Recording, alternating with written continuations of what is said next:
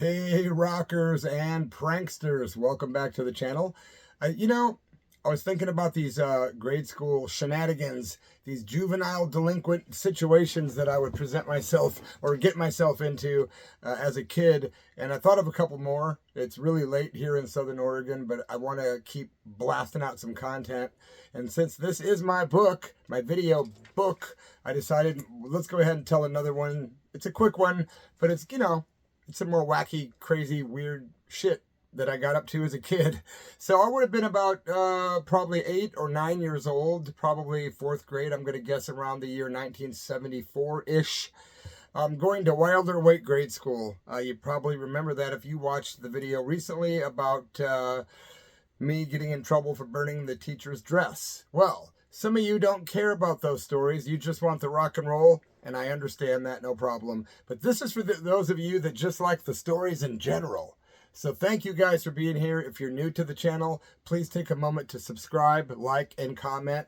Going back to 74, I'm going to Wilder Weight grade school. I used to go to that damn Joker's Wild store in the mall, Northwoods Mall in Peoria, Illinois.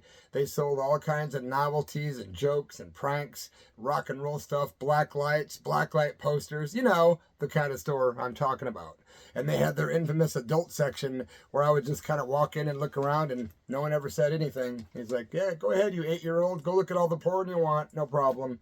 But so this was before we burned Mrs. Martin's dress in the video previous to this one. So I was, before I'd ever done that stunt and stopped kind of doing the stunts until I got to the next, grade level, I started going to the Joker's Wild and I bought something that looked real. It was about this big, right? And it was a hypodermic needle. It looked absolutely real, but it was an illusion. So it looked real. You could hold it about up to here, put your fingers on the part you press in, and this needle about this big, right, would stick out. And as you put it into your arm or anywhere you wanted to put it, basically the needle would go up inside of the plastic, back inside, not into the arm. So it was a trick, but it looked real. So if you put it on your arm and just like zzz, it looked like the needle was going in, but it was really going back up. So it was like an optical illusion. Well, I bought one of those and I kept it hidden from my parents because, well, I had a plan. And that plan was to go to school with that needle and scare the crap out of all the kids at recess. And it worked, man. So I took this fake needle around, and on recess, that's when I knew when to strike, because there was like one teacher out there. They're generally, trying to just enjoy themselves for a few minutes. And I'd go around to groups of kids and take that needle and act like I was gonna put it in my arm, and they would just immediately freak. And then I realized, uh-oh, I got to do this stuff quick because the teachers are looking. And if I get attention, too much attention, they're going to take this away from me.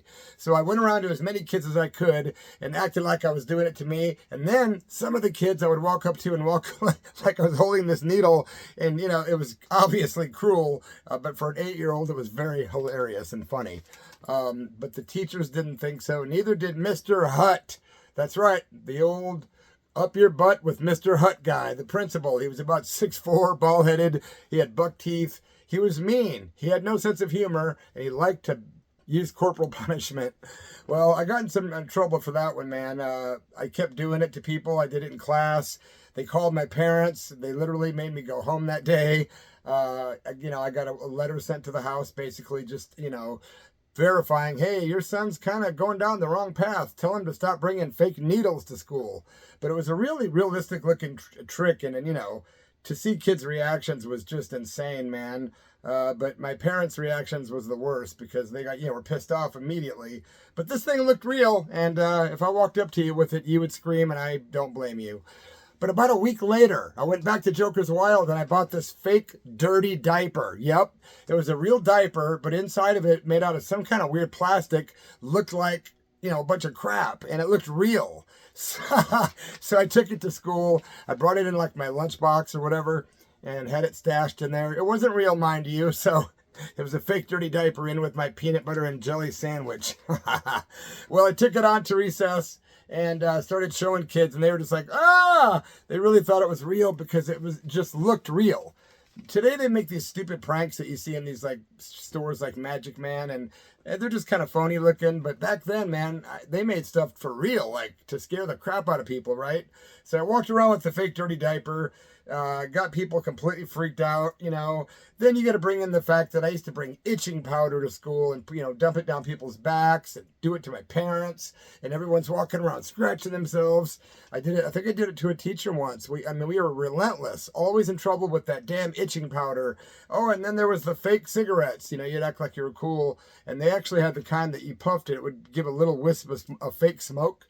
So other people would literally go say, he's smoking cigarettes.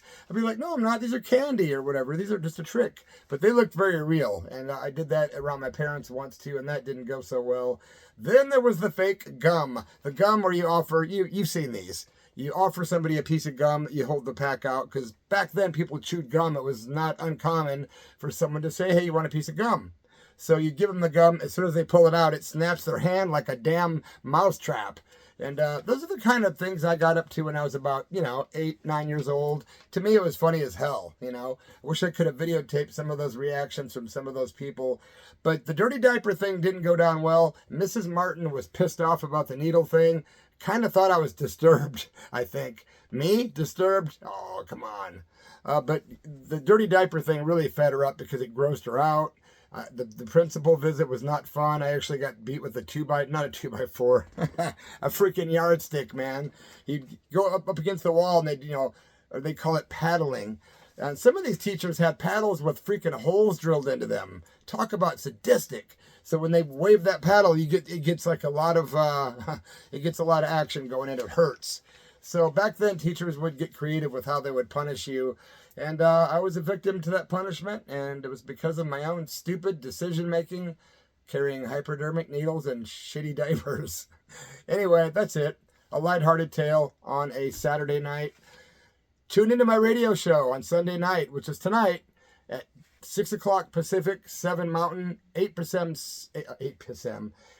Told you it's late here. 8 p.m. Central, or 9 p.m. Eastern Time. It's called the Church of Rock Radio Show. It's been on for almost 26 years. Legit FM radio. And you just go to www.kskq.org. And that's all you got to do, man. And check it out. Again, www.kskq.org.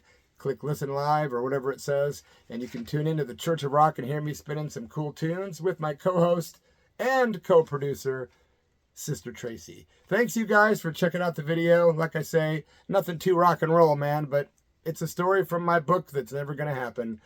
Thanks for being here at Bloody F Mess Official, and salutations, whatever that really means.